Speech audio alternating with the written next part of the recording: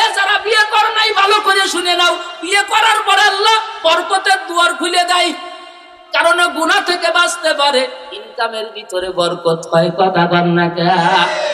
কথা মাঝখানে বাড়িয়ে যাচ্ছে। ও দোস্ত, অনেক মুরব্বী আছে ছেলেকে বিয়ে দেয় না।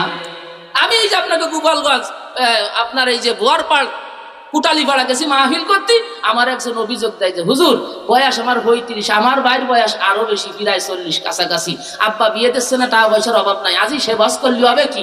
এই ব্যাপারে একটু ওয়াজ করেন দি। আমি ডাক দিয়ে মসজিদে আলাদা ডাক দিয়ে জিজ্ঞেস করলাম যে চাচা ছেলেকে বিয়ে করাচ্ছেন না কে? কই উড়া নিজের ভাই দাঁড়াতে পারি নাই, তা বিয়ে দেবো কি?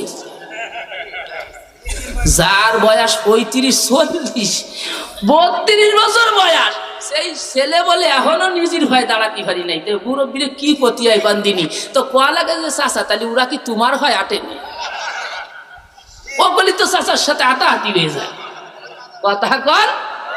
তো আমি বললাম যে চাচা তাইলে আপনি যে ও বলতেছেন যে নিজের ভাই দাঁড়াতে পারি না, আসলে বিষয়টা কি? ওই ইনকাম আদি ভালো করে না, আমাদের একটা পরিবারের একটা ঐতিহ্য আছে না, ওই বরাবর জাতি গেলি ভালো মোটা ইনকাম না হলে তো যাওয়া যায় না, ঘর মেলে তো ঘর মেলে না, ঘর মেলে তো আছে না নাই, এই জন্য বিয়ে দিচ্ছে না।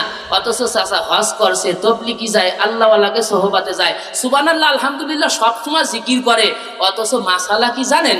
ছেলে যদি বয়স প্রাপ্ত হয়, বড় ইনকামের দরকার নেই, টুকটাক করে যদি নিজে চলে খাতে পারে, সাথে সাথে ছেলেটারে বিয়ে দাও। মেয়েটা বিয়ের উপযুক্ত হয়েছে, অত যোগ্য খুঁজে বেড়ায় না, দিনদার দেহে বিয়েটা দিয়ে দাও, তাহলে তুমি বাইসে গেছো। আর খালি ভালো ভালো কুস্তি কুস্তি ছেলেটারে পাহায় ফেলাবা, আর মেয়েটারে থুবড়ো দুমড়ো বানায় ফেলাবা।